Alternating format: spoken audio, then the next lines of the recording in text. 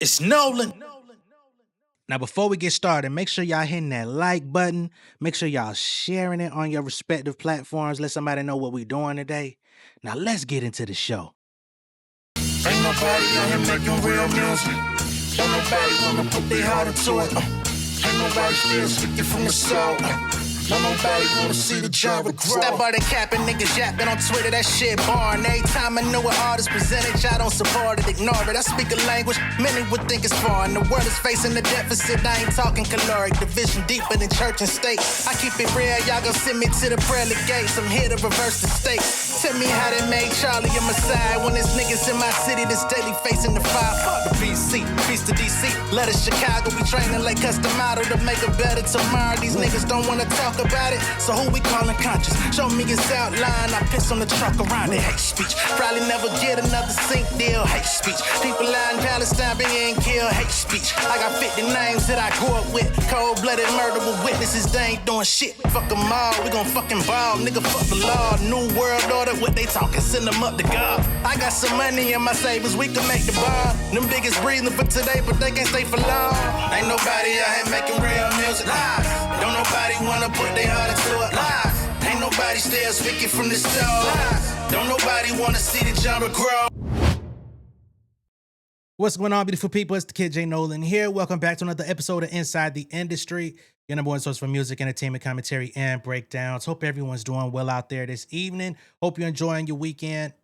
If you haven't already seen my J. Cole recap video from the concert that took place last night at State Farm Arena here in Atlanta, go ahead and check that out after you see this video. He has another show at State Farm Arena in Atlanta tonight, all over again. Okay?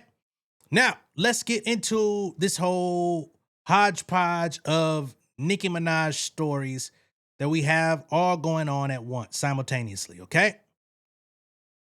So the first thing that we're going to get into is Miss Trim. We already know Miss Trim has been out here doing her thing, trying to build her buzz. She was chosen as a XXL freshman. She's literally in the top 10 female rappers list from Billboard as of this week. So she's buzzing. She has the record Nobody out featuring Mona Leo. The remix is buzzing out there, doing numbers. And of course, she's doing a lot of trolling, picking up on the vocal delivery and stylings of Nicki Minaj, right? This is something that she's been doing for a little minute now. And it seemed like her fans didn't really know how to take it at first. And just as they started to embrace Trim, Nicki Minaj started unfollowing and blocking some of the fans that she actually fucked with on social media. We covered this earlier in the year. Some of those fans actually turned their pages from Nicki Minaj pages to Trim pages. So now they're becoming fan accounts for Trim. And she's like, nah, y'all got to stay loyal to me and me only. And if you can't do that job, you out of here. You're blocked. You're unfollowed. Why she was following them to begin with, who fucking knows? But that was her prerogative, right? So she actively started getting people out of her environment and circumference online as they began to start supporting Trim, right? Trim is what, 19 years old?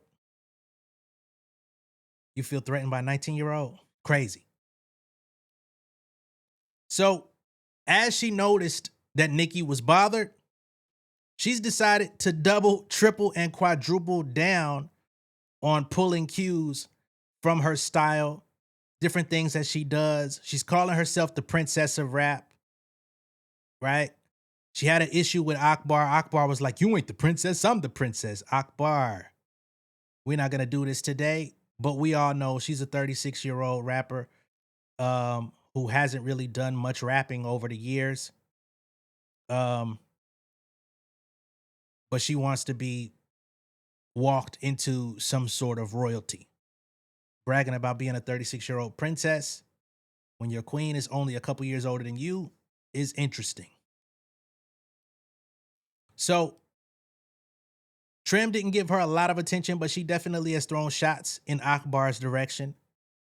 But now we've got a song out there that's not officially out. It's starting to make its rounds from a 30-second leak where it seems like she's taking direct shots in Nicki's direction. She says something to the effect of, "How you blackballed and you bigger than me."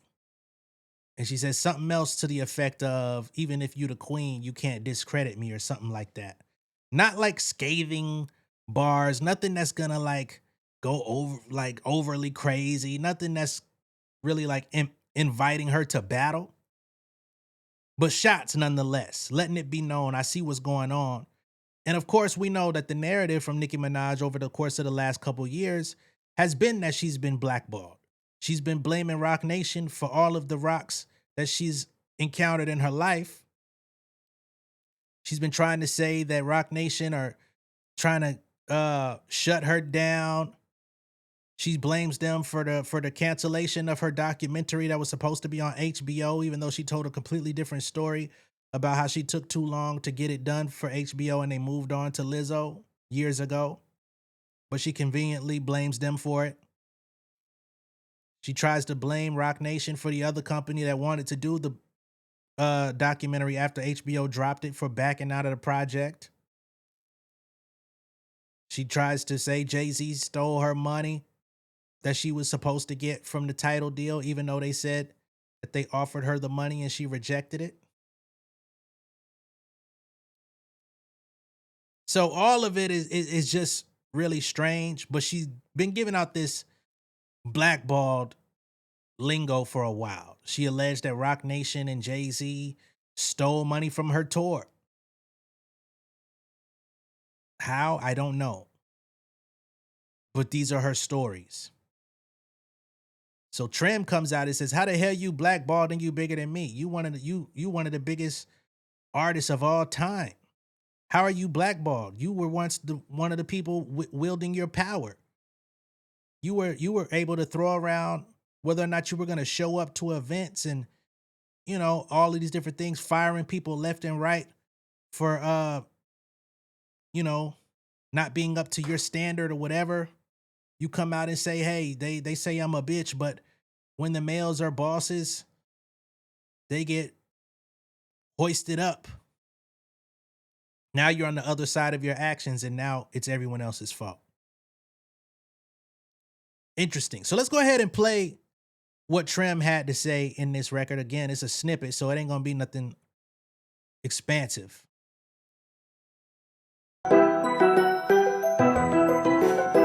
DJ on the beat, so it's bang.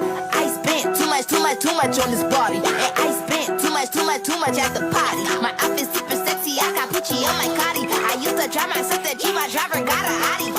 How the fuck you blackballed and you bigger than me? Another bum bitch mad cause I made BET. Like even if you was the queen, you cannot discredit me. You bitches only fucking one and they look at me. I don't need to pop up on the screen for them to fuck with me. Who? Company? Who needed company? But nigga. Okay, real quick, 30 seconds.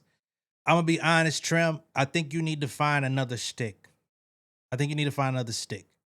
You can rhyme, but if you really want to be impactful, if you really want to have a career, this thing that you're doing where you're just like flipping the Nicki Minaj style, like I get it, right? Because I understand people like, shit, fuck that, troll her, take her style, do everything she did. This is gonna be her karma for what she did to Lil' Kim. And I 100% understand, right? Lil' Kim justice all day, right? I'm one of those folks who lived through it and saw Nicki Minaj come through that come up and do them fucking photo shoots and rap over them Biggie beats and was using her style, right?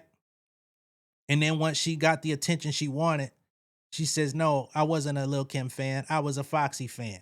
All that shit. I remember all that. I remember the so-called mentorship Kim was supposed to do over there at Cash Money, right? But she felt like they was really trying to buy her out to make her a non-factor of competition. I understand all of that, right? And I'm not coming down on anybody who holds that opinion. But if Trim wants to have a career, if she wants to be around beyond 2026, if she wants to have people reciting her music in 2036, she's going to have to come with something original. And I think she has the ability to rhyme and put together flows and put together different things. So I think she's capable of figuring out her own sound at some point. That would be my biggest critique, because we lived through the Nicki Minaj era and her music really don't stick. I mean, she has fans. She has a massive fan base. But those fans will accept anything from that woman.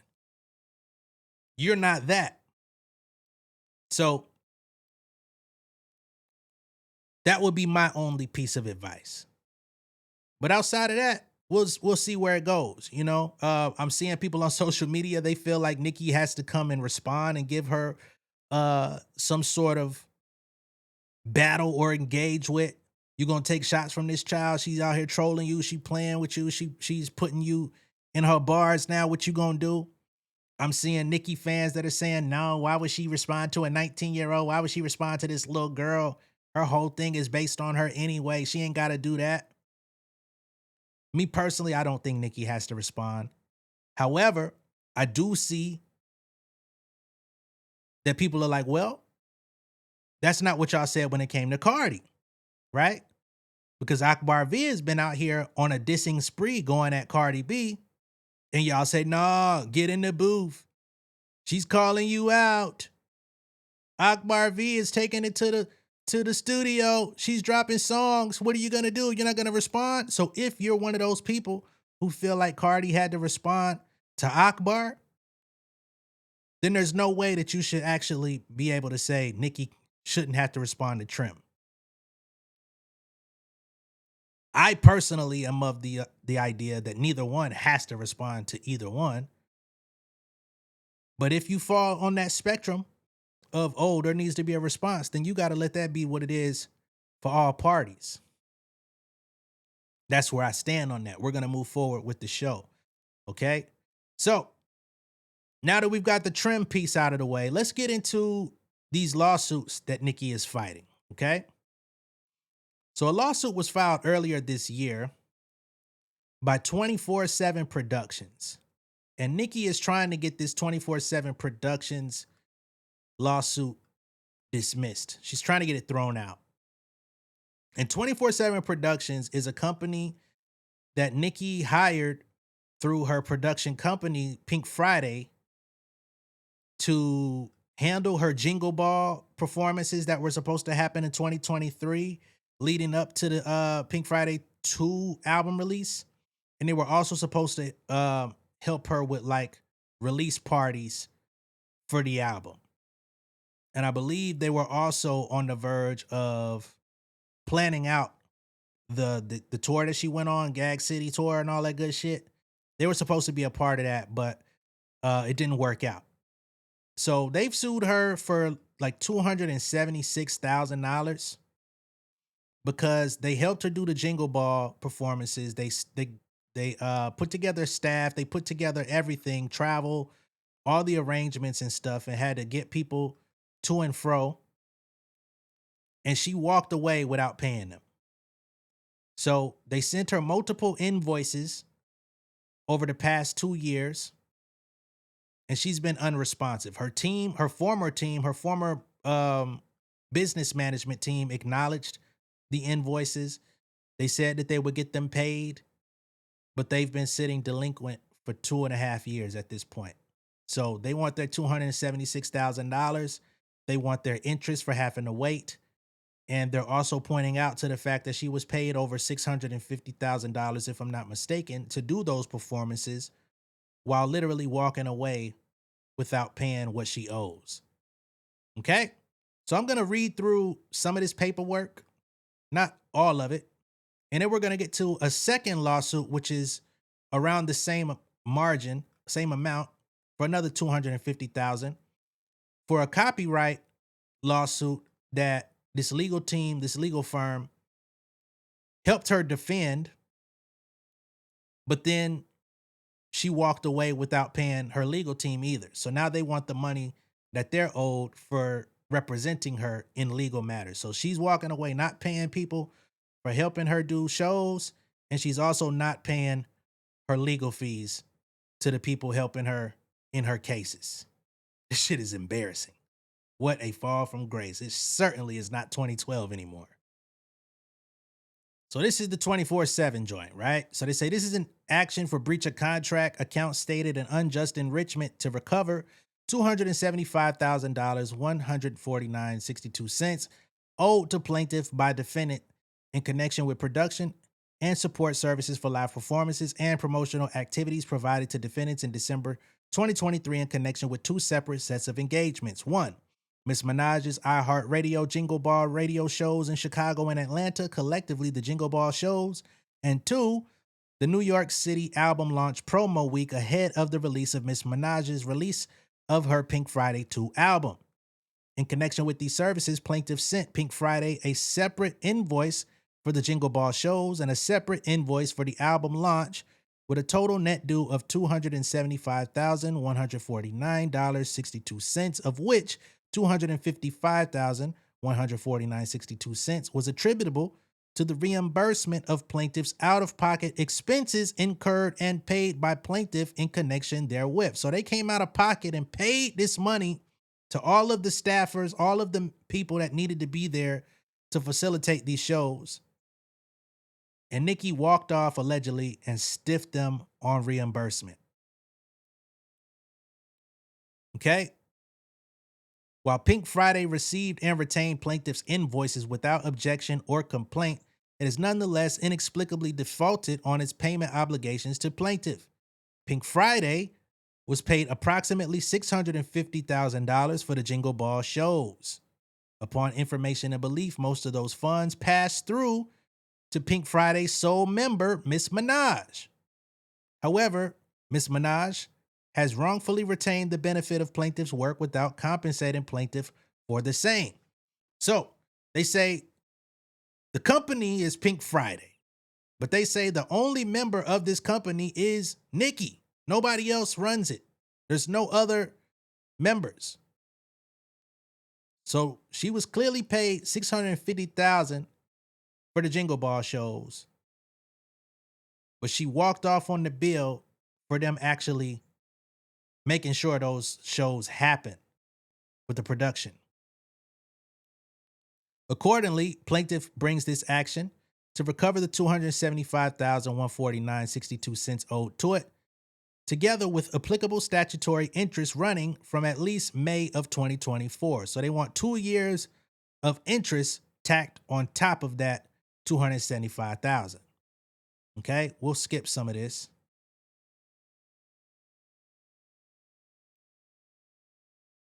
So they say plaintiff has continuously provided service for Miss Minaj's live performance, beginning with her acclaimed appearance at the 2022 MTV VMAs. This successful engagement resulted in defendants repeatedly relying upon plaintiff and his production team to provide production and related services for her subsequent performances. So this wasn't a new company that she hadn't dealt with before. They began their working relationship at the 2022 VMAs. In or about the late October 2023, plaintiff was once again engaged by defendants to provide a full scope of live event production services and support, including artist and crew logistics in connection with the Jingle Ball shows and album launch. As with prior engagements, plaintiff's principals were initially approached by representatives of Republic Records, Miss Minaj's record label, concerning the upcoming Jingle Ball shows and album launch. Thereafter, plaintiff's principals engaged in a series of discussions with Miss Minaj and her then business manager, David Bono of NKSFB LLC, and his partner, Bessie Wong, concerning the specific scope of services to be provided by plaintiff. Consistent with their prior course of dealings, on November 29, 2023, plaintiff submitted proposed itemized budgets to Miss Minaj's team, including Mr. Bono and Miss Wong, for plaintiff's anticipated services and expenses in connection with the engagements. These budgets were subsequently approved by Miss Minaj and her representatives. So they were heavily in contact leading up to all of this. All the budgets were approved. Everything was good. Following the approval of the budgets, plaintiff proceeded to provide the agreed upon services in connection with the Chicago Jingle Ball show on December 4th, 2023, prior to Miss Minaj's last-minute switch to a later Miami show to allow her to focus on her December 8th album launch promotional activities. If y'all remember, that first show was canceled, that she was not going to perform at and show up to. She rescheduled it to show up in Miami. And the Atlanta Jingle Ball show on December 14th. And in connection with the album launch from December 14th through December 16th, 2023 in New York City. These services consisted of end-to-end live event production services, including but not limited to advanced planning and on-site management, staffing, and supervision of tour managers, production managers, technical crew, security, and backstage personnel. Coordination and provision of audio, lighting, video, staging, rigging, and special effects systems, arrangement and payment of travel, ground transportation, hotels, and per diems for artists and crew, fulfillment of hospitality and backstage rider requirements, and overall logistical, administrative, and management support necessary to execute the live appearances and performances. Notably, plaintiff advanced the substantial expenses associated with these services provided on Ms. Minaj's behalf, more than $255,000, with the express agreement these expenses would be reimbursed by defendants. By email sent on December 21st, 2023, Ms. Wong, on behalf of defendants, one of her former business managers, expressly acknowledged and confirmed defendants' outstanding obligation to plaintiff. Okay, this is a quote from the email. "We will be able to send you the money for the radio shows as soon as it received. So when I get it from Nicki, it will then be paid to you." Ms. Minaj's appearances at the Jingle Ball radio shows were deemed unqualified successes, with Pink Friday being paid approximately $650K by Live Nation Entertainment and or iHeartRadio for these performances. Upon information and belief, Ms. Minaj is Pink Friday's sole member, and as such, most of said $650,000 passed through to Ms. Minaj personally. Ms. Minaj and her team's continuing absolute satisfaction with plaintiff services is evidenced by the fact that defendants contemporaneously engaged plaintiff to provide expanded end-to-end live event production services in connection with Ms. Minaj's then upcoming 7-month March through October 2024 79-date 3-continent Pink Friday 2 World Tour in 2024. Ms. Minaj's world tour grossed in excess of $108 million, making it the highest grossing female rap tour of all time. Plaintiff's production contributions were not overlooked, with one critic noting that the production value under-promised and over-delivered. Reconciliation and settlement of the final engagement budgets and invoices were necessarily delayed due to 24/7's focus upon the complex logistics of the world tour, which was to begin a little more than 10 weeks after the conclusion of the engagements, the obtaining of all third-party vendor invoices, and the change in Ms. Minaj's business management from NKSFB LLC to MAI Capital Management. On March 1st, 2024, at the Oakland World Tour concert, Andrew Dobbins, one of plaintiff's principals, met with Barry Klarberg and Mark Klarberg and advised them that plaintiff would be submitting final budgets and invoices for the engagements. The Klarbergs thanked him, saying as they were only recently retained by defendants, they were unaware of the engagements and the outstanding obligations resulting therefrom. Thereafter, on May 3rd and May 15th, 2024, Mr. Dobbins sent the Klarbergs via email final adjusted budget showing an itemization of the actual expenses incurred and paid by plaintiff, with the budget sent on May 15th, 2024, including plaintiff's total fee of $20,000 for all engagements. Matt Klarberg responded to the May 30th submission, "I will review. I didn't realize this was outstanding." So that was the fee that 24/7 was supposed to take home for themselves, right? All the other money was for budgeting, but that $20,000 was their take-home fee for doing it, which was never paid as well. Then, on May 16th, 2024, plaintiff sent the Klarbergs 2 invoices via email for the services rendered and expenses incurred and paid in connection with the engagements, which totaled a net balance of $275,000 $149.62. Copies of these invoices, both dated May 15, 2024, for the album launch and invoice for the Jingle Ball shows. Collectively, the 24/7 invoices are collectively annexed here too as Exhibit A. Now, they also were emailing prior, but since Nicki had moved on to a new team of people that were getting ready to put together her tour, they sent the invoices over to the new team and the production folks that were putting together the budget for that first date of the tour. Like, hey, before y'all move forward with this shit, we still got to get ours. At all relevant times, MAI Capital Management was defendant's agent and was expressly authorized and indeed duty bound to receive and process the 24/7 invoices on defendant's behalf. Defendants received and retained the 24/7 invoices without objection or complaint, despite many attempts over the course of nearly 2 years to chase up payment of the 24/7 invoices. Defendants have inexplicably failed to pay any portion of the $275,000. Plaintiff was never given a reason, manufactured or otherwise, for the non-payment of the 24/7 invoices, with the only responses from defendant's team being the mantra, "We'll look into this." So the new team was like, "We'll look into it," and they just been stiffing them off ever since. Okay? So they want their 275. So they say, hey, this is a breach of contract. They have accounts stated. They have quantum merit. And then they have unjust enrichment against Nicki Minaj personally for taking home that bread without paying them their fee. Okay? So that's what's going on here.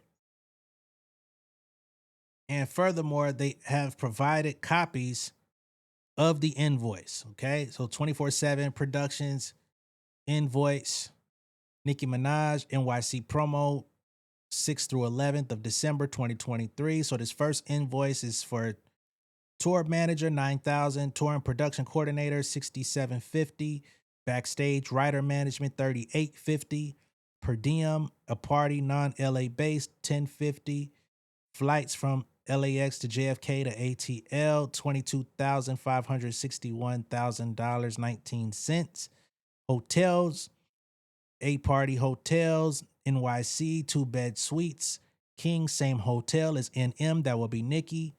So that's $103,000 on hotels. Then you have another party hotel, King, different hotel to Nicki Minaj. That's another $6,000. Okay. So that's staffing people needing hotels to stay in. Miscellaneous expenses, $5,355.93. And then hospitality writers, gratuity, $25.66.35. So in total, this invoice is $166,000. Their personal fee was $5,000 for doing the job. And then, of course, the money that they had to put out to make sure that everybody was taken care of. They paid this out of pocket. Nicki never reimbursed. The second invoice is for the Jingle Ball show. Okay. 1st and 5th through December, and 14th and 16th December 2023. This is more expansive because this actually deals with the live shows. So as you can see, all of these different people needed to be paid. Tour manager, production manager, lighting, screens producer, another tour manager, backstage writer manager, production security, front of house, all these different people, stage manager, per diems, more travel for flights, more hotel fees for all these people to have somewhere to stay, audio system, lighting, stage set, rigging, flooring, etc.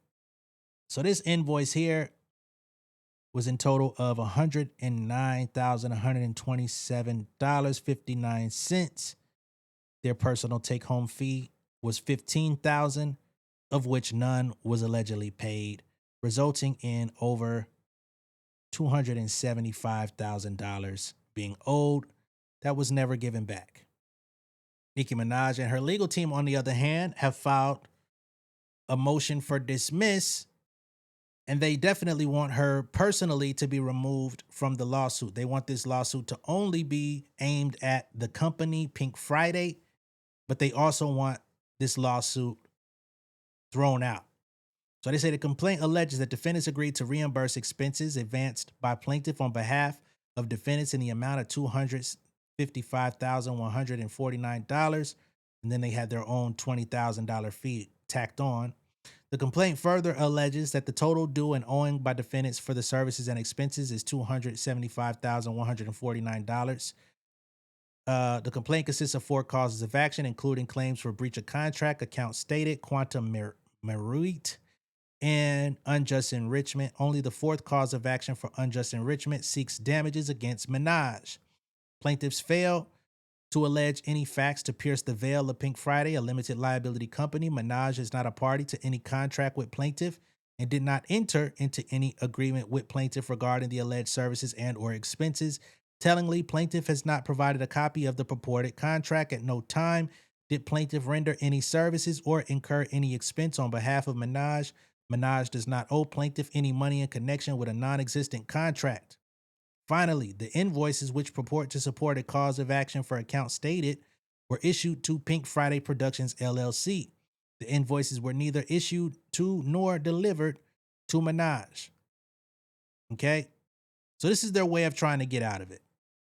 Now, what's going to be very interesting to me is to see if 24/7 Productions then comes in with their signed contract. Since that's what they seem to be asking for, they're going to have an opportunity to submit it.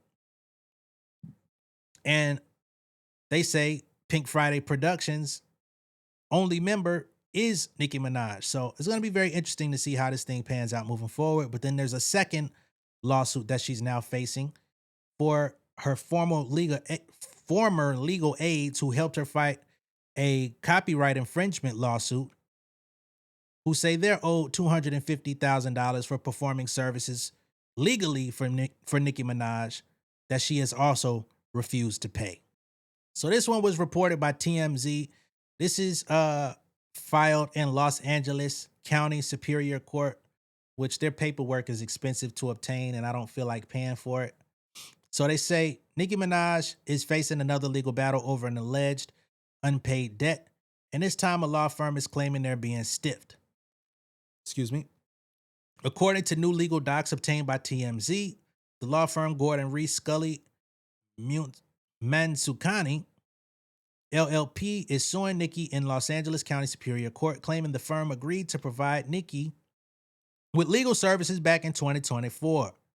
The lawyers say the entertainer owes $229,541 for work done in a lawsuit brought against the musician for alleged copyright infringement. The firm says Nicki failed to respond to the suit, leading to entry of a default in the case. So legally, she already lost. The court will decide whether to enter a default judgment against the singer at a hearing scheduled for September. Okay? So a couple months from now, we'll see how this thing goes. As TMZ first reported back in March, Nicki was sued in a separate case for allegedly refusing to cough up money owed to a production company. That's the lawsuit I just read through, for the $275K. So right now she has over $500,000 in alleged delinquent payments to people that have performed services for her in the last couple of years through her last rollout, right? For Pink Friday 2. Because 24/7 Productions was aiding her in those Jingle Ball performances. They were supposed to be a part of the Pink Friday Gag City tour. And then you have her law firm that represented her in a copyright case also saying she ain't paid us shit. So, and she was already hit with a default judgment for that. But we'll see how the judge takes to this. You know what I mean? This is a very similar case to that other one about the house. Because remember, there was the unpaid judgment that was defaulted on. So they tried to seize her house and get it auctioned off so that she would have to pay for it. But she was allowed to keep her home and come up with a plan on how to pay those folks off. And this here is allegedly a photo of the door at Nicki Minaj's residence. These are all of the different lawsuits and forms and subpoenas and things that have been tacked to the door of her house. Nicki's been spending a lot of time in New York as of late. She's been traveling around. She's spending time in Florida at Mar-a-Lago and going where Trump is at. She went to the White House recently. So she's been doing a lot of traveling. She's been outside of her home. And in the meantime, these are all allegedly court orders and servings that have been tacked to the door of her home. This shit is crazy. Look like eviction notices. Look like a school board with upcoming events. Let me go check the board for what's coming up. We got an assembly coming up. We got a guest speaker coming up. We got motherfucking picture day coming up. Like this, that what that motherfucker look like. What the hell? So, for one that might be asking, how is it that Nicki Minaj keeps getting these default judgments entered in court? This could be your explanation right here. Because these bitches look like they've been there for a minute. Some of them are falling off the goddamn. Some of them look like they were ripped off. Others look like they falling off. Damn. And this is supposed to be the actual house that she lives in. You see those green doors.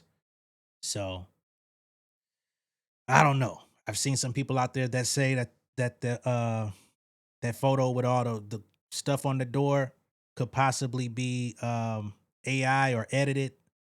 That there's only a few notices on the door. I don't know. I'm just giving it to y'all as I'm seeing it. Y'all let me know what y'all think. At this point, I'm going to go ahead and sign out. Let me know what y'all think of all of this down below in the comments, from the trim situation to these 2 lawsuits that she's currently fighting for over $500,000 in unpaid services. And I'll catch y'all on the next one, man. Let me know what y'all think. I'll see y'all later. Be sure to like and share the video. If this is your first time seeing me on YouTube, go ahead and subscribe to the channel, Become an Insider. See y'all tomorrow, man. Peace.